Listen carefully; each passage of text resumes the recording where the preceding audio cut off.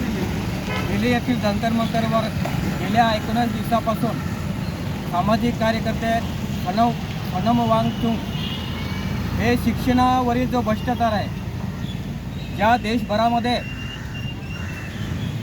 पोरं एका चांगल्या नोकरीसाठी किंवा आपल्या भविष्यासाठी रात्रंदिवस अभ्यास करतात आणि त्या काही ठराविक मुलांसाठी, उदाहरणांच्या मुलांसाठी हे BJP सरकार, RSS सरकार संगनमत करून पेपरफुटीचे प्रकार हे गेल्या 14 वर्षामध्ये एकसारखं होत आहे. आणि 14 वर्षामध्ये ना कोणतीच भरती आतापर्यंत शिक्षक भरती असेल किंवा कोणत्याही शासकीय नोकरी भरती ही सगळी बंद झालेली आहे.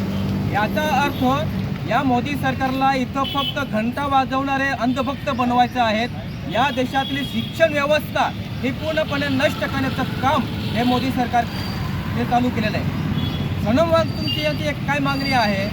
त्यांची एकच मागणी आहे की या देशातला जो केंद्रीय मंत्री आहे प्रधान, धर्मेंद्र प्रधान, फक्त राजीनामा द्या, स्वतः जबाबदारी घ्या. का तुम्हाला जी जबाबदारी दिलेली आहे त्या जबाबदारीचं पालन करता येत नसेल, आतापर्यंत इतिहास आहे की जर एखाद्या खात्यामध्ये भ्रष्टाचार झाला किंवा गंभीर प्रकरण घडलं तर त्या खात्याचा मंत्री राजीनामा देत असे आणि त्यांच्यावर कडक कारवाई होत असते.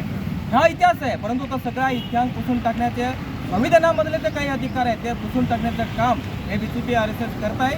याच्या विरोधात देशभरामध्ये आज पूर्ण देशभरामध्ये धरणे आंदोलन करून सनम वांगचुक याला पाठिंबा देण्यासाठी आज इथं नवापूर तालुक्यात आम्ही बसलेलो आहोत.